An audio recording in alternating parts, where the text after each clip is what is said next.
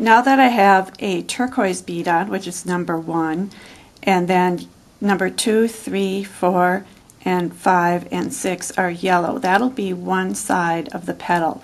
I'm going to change colors now to make the point. So I'm going to pick up on my needle and thread 2 purple beads and let them slide down to the yellow beads. And again, I'm changing colors for demonstration purposes. To make the point on the petal, I am going to take my needle and thread and I'm going to move the last bead I put on away from the grouping, put my needle between the last and the second to last bead. Here's the last bead here. And I am going to, in one hand, hold the last bead I put on, and in the other hand, pull on the needle and thread so that the point will slide down to the flower. Now that I have the point in place, I'm going to make the other side of the flower petal, the other side of the point, with yellow beads. And as I had 5 yellow beads on the first side, I am going to put 5 yellow beads on my needle and thread. Let them fall down to the beadwork. And then I'm going to take my needle, separate the row of beads I put on after the turquoise, which was bead number 1. With my needle, I'm going to take my needle and put it through bead number 1 and into the fabric. And then I'm going to pull the thread tension, and we have created a petal with a point on. Now you can see here that it's loose and dimensional.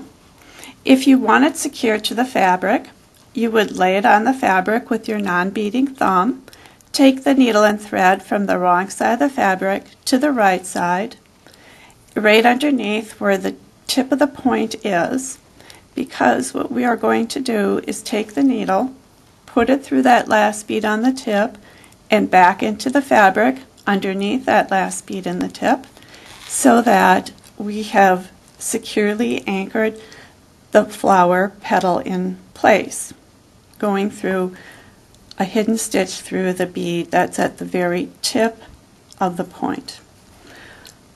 After you've made several of these, it does start to look more like a flower. I've just showed you the petal. Normally I would start with a flower center and then build the petals out around it.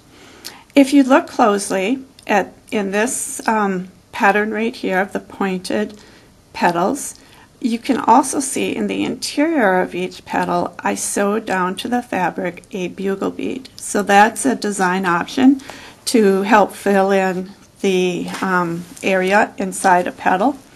Here is another example, the orange beads here. Again, I would have started with the flower center, which is blue, and then for each flower I've constructed 6 different petals and secured them to the fabric. Another design option would be to do the same technique, but if you switch the color of leaves to, let's say, green, you can see the green leaves here were also done with the pointed petal technique that I just taught you. Have fun beading.